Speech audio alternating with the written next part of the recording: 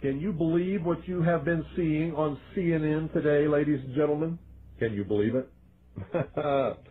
Supposedly, a CNN reporter found Osama bin Laden, took a television camera crew with him, went into Osama bin Laden's hideout, interviewed him and his top leadership, his top lieutenants and colonels and generals in their hideout. This is a CNN reporter with a camera crew. And he came out and told everybody, within 3 weeks, Osama bin Laden is going to attack the United States and Israel. Now, don't you think that's kind of strange, folks? You see, because the largest intelligence apparatus in the world, with the biggest budget in the history of the world, has been looking for Osama bin Laden for years and years and years, and can't find him. A reporter from CNN and his little camera crew got in to Osama bin Laden's secret hideout and conducted an interview. If you don't believe me, tune into CNN. They're probably running it right now as I'm speaking. And if you believe it, you are one of the stupidest jerks that ever lived on the face of this earth. And whatever is going to happen that they're going to blame on Osama bin Laden, don't you even believe it. When in hell are all you people going to wake up?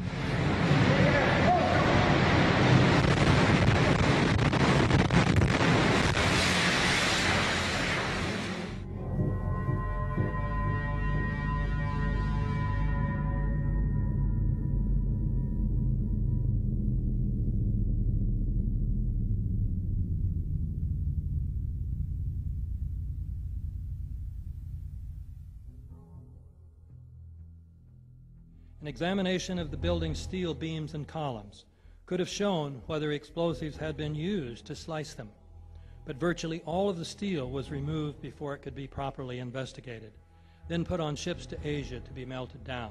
It's important for us to not reveal how we collect information. That's what the enemy wants. And you have no evidence that the government's behind 9/11, and I frankly think it's an awful thing to allege, considering it's not true, and you haven't proved that it is. It's totally implausible. Like, we would report that if that were true.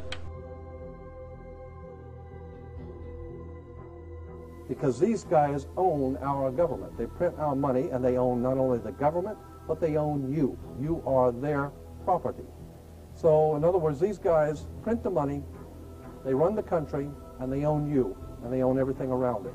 And so they make the laws, and that's why they can decide who can kill who, and who can get away with who, and who can get away with whatever, because they make the laws and they decide, all right?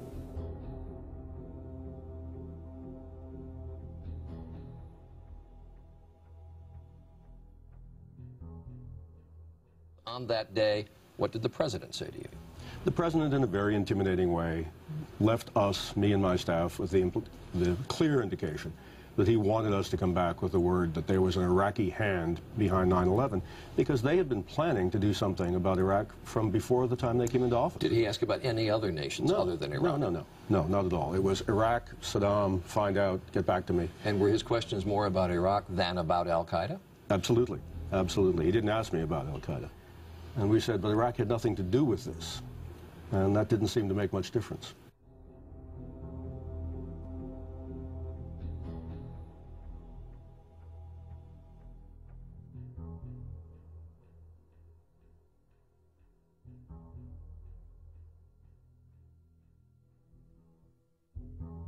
And we'll continue to work together to achieve peace. That's what we want. Freedom and peace. Look at the Council on Foreign Relations. Many members, in fact, the majority, never serve on the executive committees. They never go through any initiation of any kind. They are, in fact, the power base and are used to gain a consensus of opinion. The majority are not really members, but are made to feel as if they are. In reality, they are being used and are unwilling or unable to understand. They may have been or may be members of the Christian or Jewish religion, but that is only to further their own ends. They are and always have been Luciferian and internationalists. They give allegiance to no particular nation, although they have used, on occasion, nationalism to further their causes. Their only concern is to gain greater economic and political power. The ultimate objective of the leaders of both groups is identical. They are determined to win for themselves undisputed control of the wealth, natural resources, and manpower of the entire planet. They intend to turn the world into their conception of a Luciferian totalitarian socialist state. In the process, they will eliminate all Christians, Jews, and atheists. You have just learned one, but only one, of the great mystery. The people who are running this country from behind the scenes do not care a thing about Americans or bloodshed anywhere. I think we're going to awaken one day to find out that we've all been too relaxed and entertained and watching television and being entertained with all the cares of life, never realizing what is going on in this country.